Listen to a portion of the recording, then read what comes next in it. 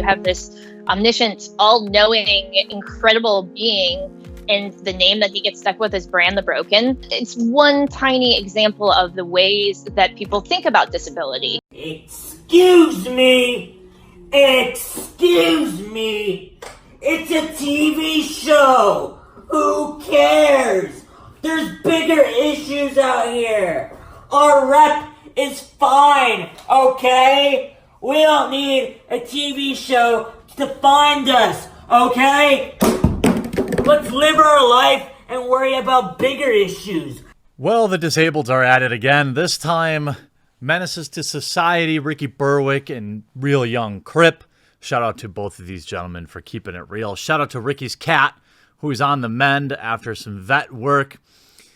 Both of these people are problems, to say the least, because they won't allow themselves to be used to stand on to push ideologies, victimhood culture. They don't want to be seen as victims. Now, this is my interpretation. I would say that we speak often. I don't know if I could say that I know them very well, but we speak often. And this is what I've gleaned, is that they don't want to be seen as victims. And that's something that I have huge respect for. This is an excuse that many people use and will live by. Yes, believe me, I'll never know, what it's like to have gone through childhood and middle school and high school, being the wheelchair kid. All right, I get it. It's got to be awful.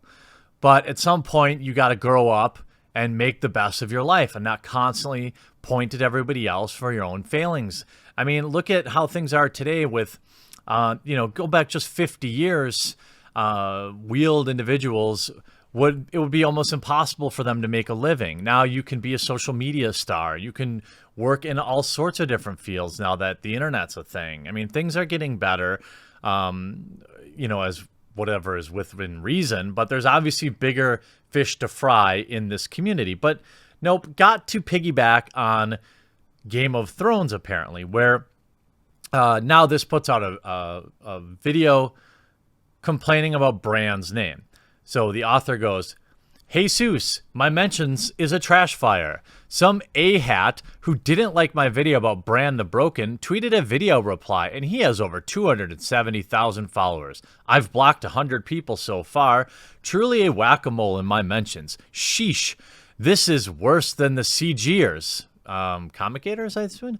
Nah, scratch that. I got threats and called the N-word. So, yes, I haven't even been online all day, and all I see is my mentions. Imagine complaining about your Twitter mentions. Imagine complaining about Twitter mentions when your legs don't work. And then, of course, it devolves into this thing where you have, please go report people in Ms. T. Franklin's mentions. She was singled out and tagged in a white guy's rant. And he has a huge account, and his followers are gross. If you don't see this as a problem, you are the problem. She retweeted Mortuary Report's video, and that's the person who made this video, expressing her support. This dude makes a video rant on his own to contradict her. Well, heaven forbid, not all wheeled individuals don't not think alike and fall into the narrative. That's really what this is about. This is about guys like Ricky and Young Crip embracing that they've been dealt a bad hand in life, but realizing that you only have one go around. Most likely. One go around. Got him. You only have one chance, okay? One life to live. Mom's spaghetti. You know what I mean? Like, you can either spend your life feeling bad for yourself, or, which I could completely understand, or you could be like Crip and Ricky and embrace it and try to put some positivity out into the world. The idea that this is targeted or, that they had bad intentions is absurd. And these people are calling them ringleaders. These two are the ringleaders. That is Ricky, of course, and Crip. Hi, Ricky. I hope Shady is okay and coming home soon. That's his cat. My fiance and I are running in-home vet. I occasionally work as a freelance journalist, as y'all figured out. If you ever want to have a conversation about the way to interact with other disabled humans over topics like this, it could be interesting. Crip says, I just want to start by making it very clear that this is as much as everyone wants to believe that me and Ricky orchestrated an elaborate campaign. We didn't. We made our thoughts on the subject publicly known in the form of silly, dumb jokes, and that was it. I feel like I speak for both me and Ricky when I say that nothing is ever done with any sort of aggression or intention of sending anyone any form of hate. People seem to jump to this really fast to make accusations to hold little no weight. It was all done out of lighthearted. Then she goes on to say, I know you're both smart enough to know that having audiences of y'all sizes leads to a mob mentality, whether you intend it or not. You're inflicting those that will take things too far when you starting your reaction. So essentially what they're saying is because you have a large following, okay, you're not allowed to disagree. That's the implication here. What Ace, who is the person that made this video, and she's entitled to her opinion, okay? But just because your body doesn't work doesn't mean that your mind doesn't have to either. Just because you have a physical disability doesn't mean people can't disagree with your ideas. Now, do I support people being mean-spirited or making personal comments? Of course not. I don't stand for those whether or not someone is in a wheelchair or not. You debate the idea. When you get personal, you've lost. All right. And also, you have to realize that writing an article about a subject matter that involves an entire group of people was bound to have some sort of disagreement with you. We responded, and so did others. People got aggressive with me. People get aggressive with me pretty often. It's easy to ignore or mute. And if you look at the original tweet, you have this, and then you have Ricky and Crip, who had Crip, who's always a little bit more eloquent. I'm going to share his reply in a second. But even Chris Raygun says, this is a show about people snuggling their family members in the Middle Ages, and you're complaining that it doesn't adapt to 21st century woke terminology. I mean, a disabled man in a fantasy medieval setting ends up being named king, and people still complain. Nobody says anything about Tyrion, by the way, being known as the imp.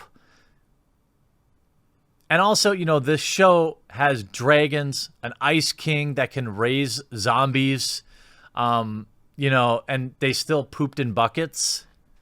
I'm pretty sure that, you know, his name, people weren't worried about that.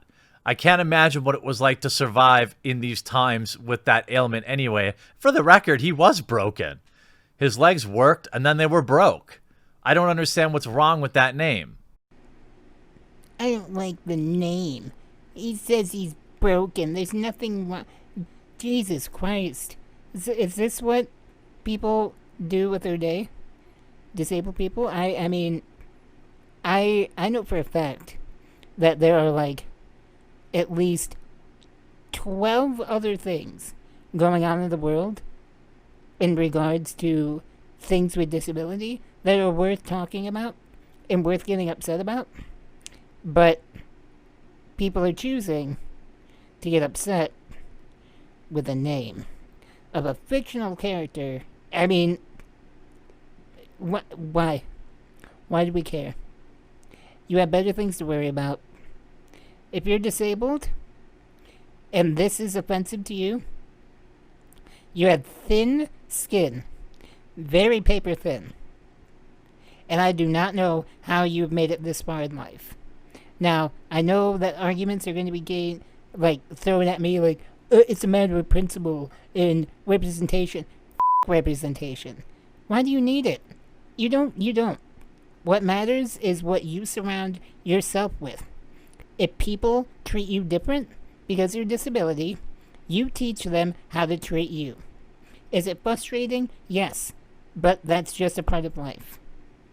If anybody truly based their interactions with somebody based off of a TV show, they're stupid to begin with. Why are you giving them so much energy? Okay? Take a step back. Metaphorical step, obviously, because you're crippled as and relax. Well, I couldn't have said any better myself.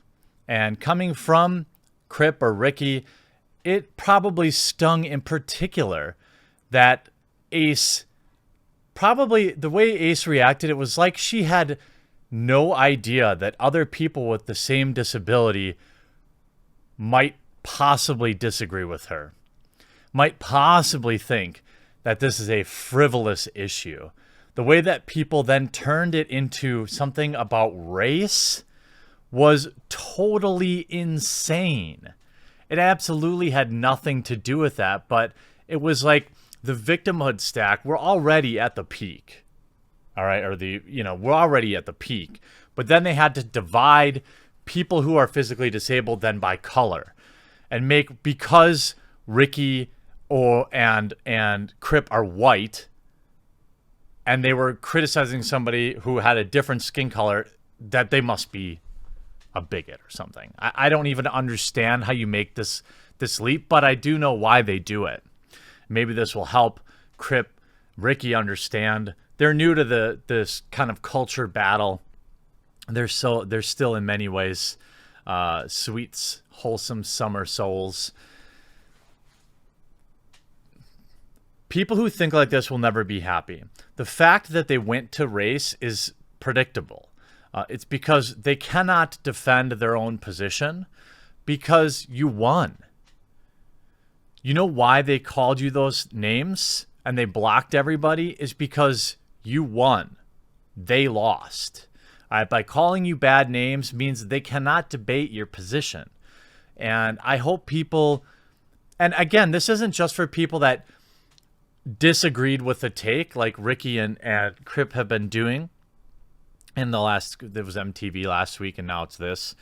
I understand, even though, I'm not a part of this, group of people. It's the same idea that, well, because we're all in wheelchairs, we must all think alike. And people don't like that. It's the same thing you would say about stereotyping someone by their skin color or stereotyping somebody by just their looks. When I sold cars, it was this thing called pre-qualifying where you'd see somebody come up and you'd be like, man, they can't afford this car. It's all the same thing. It's prejudice. And because Crip and Ricky aren't out there looking for sympathy, they're out there literally making lemonade, is something that should be applauded and really held in high regard, because they would have every excuse to blame other people. They would have every excuse to be mad, bitter people. I probably would be. But they're not. And that is a narrative breaker. They're taking their lot in life. They've understood the realities of it. They know it's obviously not ideal. They know there are things that could be better. But the name of a character in Game of Thrones, really? I mean, maybe we could be raising money for more wheelchair ramps or, the bathroom thing, more wheelchair handicap accessible bathrooms. These are things that I can get behind. But the name of a character in Game of Thrones, this is very common. What happens just like with video games and movies, anything pop culture, they take like a social justice issue and like a leech, they attach it, right? Because nobody really cares about his name, a character of a fictional the name of a fictional character in a fictional show on HBO. Nobody cared when that was his name in the books. But because talking about Game of Thrones is popular right now, it would be perfect time to inject a horrible hot take. People don't like being called out. I understand that. But I'm going to have to side with Ricky and Crip here and show them mad respect. I'm going to leave their Twitters in the description. You should follow them there. And they help give a lot of perspective. And in today's world, when we're getting outraged about little things, or we're mad about, McFlurry's not being at McDonald's anymore, I mean, you could be Ricky. Love you, buddy. Hope you enjoyed this video. We'll talk to you again real soon.